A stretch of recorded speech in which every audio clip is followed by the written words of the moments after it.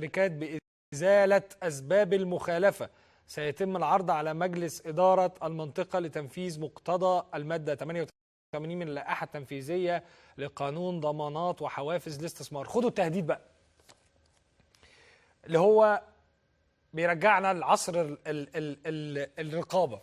ونحيط سيادتكم علما بأن مجلس إدارة المنطقة في حالة انعقاد مستمر على مدار الساعة لمتابعة الأداء الإعلامي للقنوات الفضائية التابعة للمنطقة الحرة العامة والإعلامية. يعني إيه؟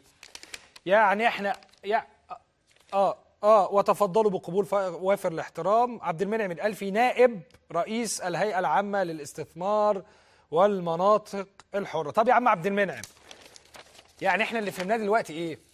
انه هتمشوا على هوانا وعلى كيفنا، الفيشه محطوطه وانتوا شغالين زي الفل. مش هتمشوا على كيفنا وعلى هوانا، هنشد الفيشه ونفصل عنكم القناه لو ما مشيتوش على الكيف.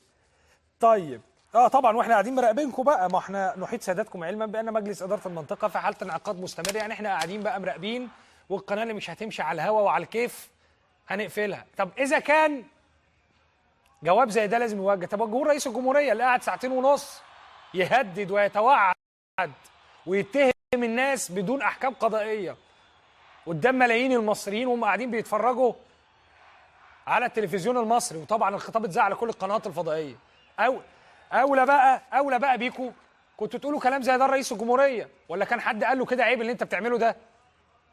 وبعدين بتبعتوا جواب لأنت فيه قناه الثوره، هو راح لكل القنوات.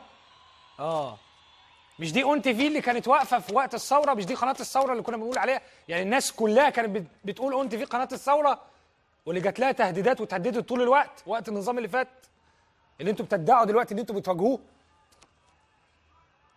كل القوانين اللي انتوا استعنتوا بيها واللوائح اللي انتوا جايبينها في قلب الجواب اللي انتوا باعتينه لنا، اللي حطها النظام اللي فات عشان يفرض سطوته على الاعلام. والغريب انه ما عملش ربع اللي انتوا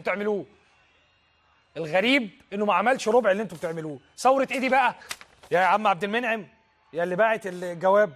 ثوره ايه دي بقى اللي احنا عملناها؟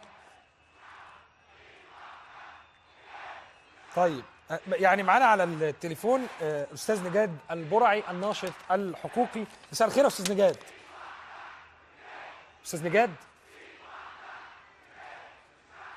استاذ نجاد البرعي. طيب